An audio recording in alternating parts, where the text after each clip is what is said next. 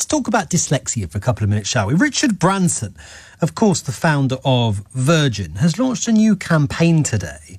He is dyslexic, and he's launching a new campaign celebrating dyslexic entrepreneurs who he says have a superpower. That's how he describes dyslexia. And yet, of course, there's a lot of stigma, a lot of misunderstandings about dyslexia, and a lot of barriers that do face people with that condition. Fraser Brown is an entrepreneur, founder of MotorVise, an automotive management consultancy, who himself has dyslexia. Fraser, great to have you with us. Thanks very much indeed for coming on. How has dyslexia affected your life? Well, I guess it depends on what stage of my life it has impacted me. Certainly when it comes to founding a business and identifying issues that need solving for people, I would describe it as a superpower. But if you go back to being at school they very much labelled me as stupid. I'm one of 3 siblings. My 2 siblings both went off to grammar school and achieved to pass the 11 plus.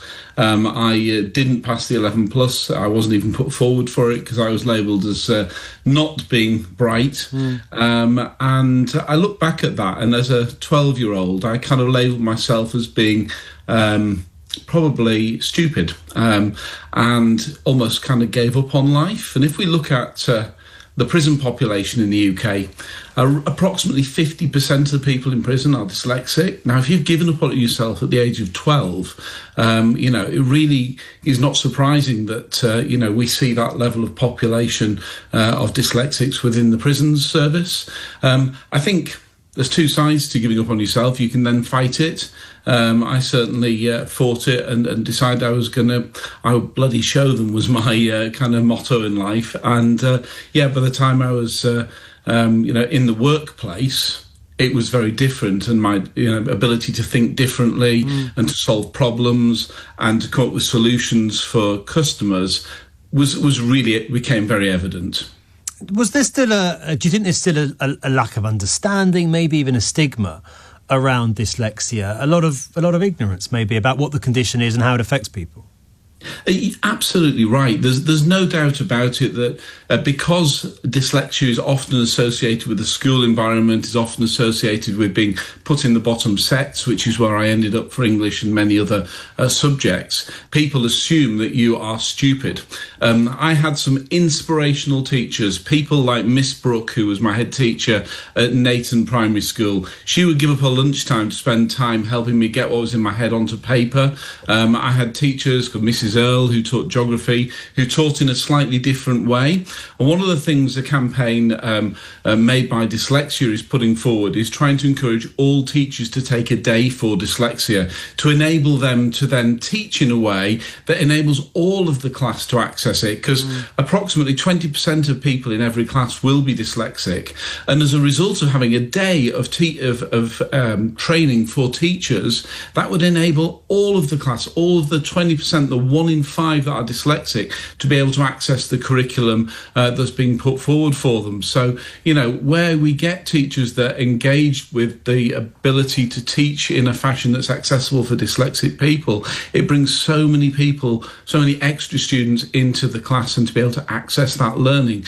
And I think it's wonderful that people like Richard Branson and Kate Griggs, who have launched the Made by Dyslexia campaign, are out there advocating it. And I spend time in schools talking to children who have dyslexia, explaining to them that, for things like marketing and branding and pulling things, big ideas together, dyslexia is an inspirational superpower that can enable you to think in ways that many other people can't. And that's what really struck me about this campaign, Fraser, that Richard Branson is launching. It's not a sort of awareness raising or we need to understand this problem better. It's really about celebrating dyslexia. Far too often, he says, dyslexia is seen as a disadvantage or a barrier to success, but I've always told people to see it as a superpower like I do. Virgin certainly wouldn't be the brand it is today without dyslexic thinking skills. So he's reframing the whole idea of this as a problem to be sort of sympathised with or commiserated as actually something that has huge advantages as well.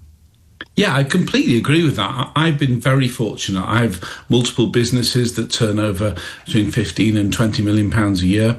I think for many entrepreneurs that are dyslexic, finding the confidence is the big challenge, because you often, as a dyslexic person, you are able to do and see and build things that other people aren't.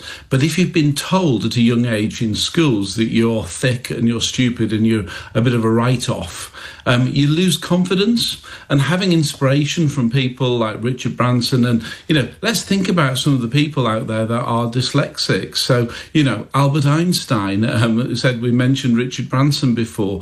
There are actresses that are dyslexic. And, dyslexia does provide you with an intrinsic ability to join dots like other people can't. So you can pick up lots of different information and get to a point where you can see what's going on and what the future holds and where the opportunities are in a way that people that don't have dyslexia can't. So I feel blessed and really, delighted that I've been able to create the businesses that I've been able to create. And I genuinely do not believe that if I wasn't dyslexic, I'd have been able to do that. And one of the things I would say is, as a dyslexic human being, I surround myself with people that are not dyslexic in terms of being able to complement my skill set. So I have people that are dyslexic that work for me that are great at problem solving. Yes. But then I have people around me that have got real attention to detail that can write things and spell things for me.